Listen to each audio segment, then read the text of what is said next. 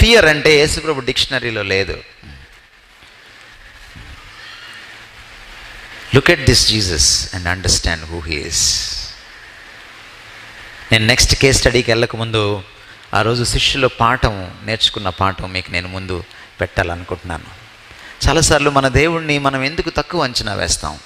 యేసుప్రభు లేచి అన్న మాట ఏంటంటే, యూ ఆఫ్ లిటిల్ ఫెయిత్, మీ విశ్వాసము అల్పమైంది. ఎందుకు విశ్వాసం అల్పమైంది?